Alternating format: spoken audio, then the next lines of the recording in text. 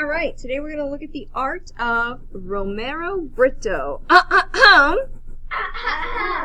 Romero Britto is a pop artist. Alright, so pop art is something that is really brightly colored. This is a very famous painting.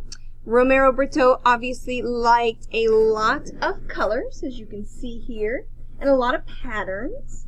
And we are featuring a heart with wings here. So let me show you what it is we're going to do.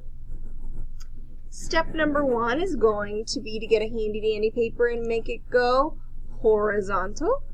We're going to put our name and our class code. We're going to flip it like a pancake. Step number two is going to be to take a heart tracer and place it in the center. Now we're just going to outline our heart. And then we're going to pass it along to somebody else who is sitting quietly and ready to trace the heart. When you're all done, just set them in your supply basket or leave them in the middle of your group. Now, Romero's heart had wings, and each wing had 3 half circles, or 3 rainbow shapes. So we're going to add 3 to each side. We want to start up near the top, and we just want to go 1, 2, 3. Come to the other side, nice and big. 1, 2, 3.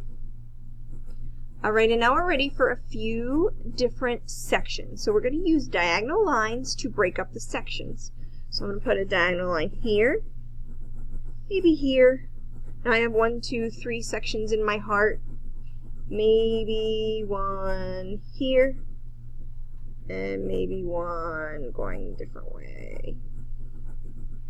Here, here, maybe another one over here. Alright, so now I'm ready to switch over from pencil to marker. We want to use lots of brightly colored patterns and designs, so let's just say in this first spot, I'm going to start out with some red circles.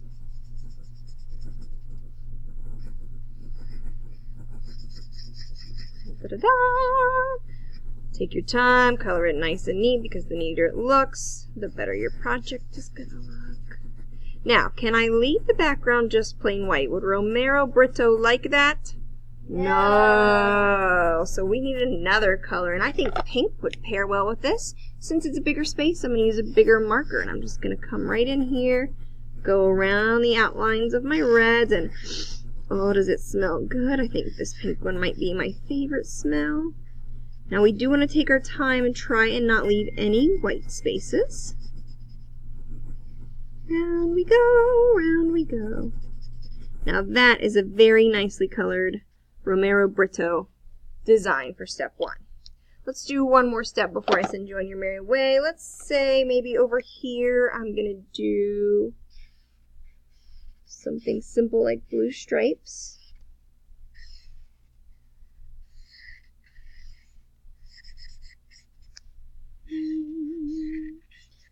And then maybe I'll just do a light blue in the background, or a green would look good with this. But I think I'm going to stick with a light blue because these two blues work well together.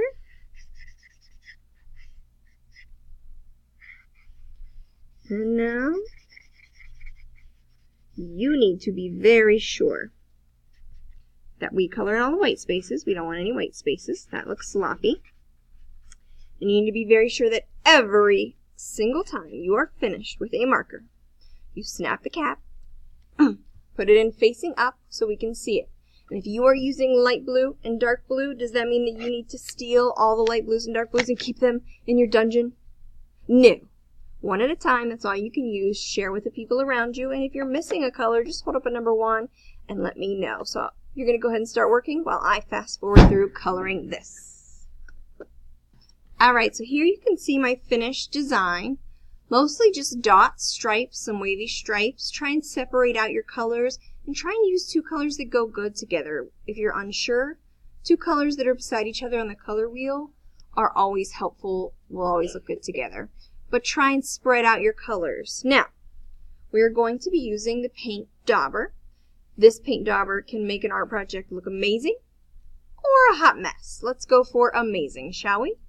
So here are the main tips to keep this looking amazing. Step number 1, unscrew the top and do not lose the lid because this is very, very important to keep it from drying out. Now, this is like a marker and you want to use it like a marker. If you squeeze the bottle, the ink will gush out all over the place and ruin your project. If you push down hard on the top, it will ruin your project. But if you hold it just like a marker, use it just like a marker, it will look fabulous. So the first thing that we're going to do is get ready because once you turn it, you need to start moving it. I'm going to lay it at the top of my heart. I am just going to outline my heart, and you can see how nice and cool that looks. I'm going to outline the lines that separated my pattern. Take your time with this. Okay. Now I'm going to go around the outside of my wings. Over here, and then I'll draw the lines that separated my wings. So here's one, here's one, here's a line, there's a line, and that looks awesome! So now we're going to go ahead and snap the cap on this so that we do not lose it. When you put this back in your supply bin, be sure that it's standing up, its lid is all the way on. Don't leave it laying outside because it will spill out. The awesome thing about this ink is that it dries really fast. If you just give it a few little it will be ready to cut out. So we're going to go ahead and pop this out of here. We do not want to cut off any of the black lines, so we're going to stay right around this outside edge. We don't want any white really on there either, but cut right on the line, we'll be good to go. This is going to look awesome. So we'll go all the way around. Now you need to check the back when you're done because if you have cut off your name or your class code, you're going to want to add that back on there. When you're done, I want you to clean up your area. I want you to show a friend. I want you to show our Garvin. And then we'll make a stack of these on the rainbow table. Capiche? Capiche? Capiche! Alright, and there you will have your beautiful britto inspired pop art heart that can fly. I love it.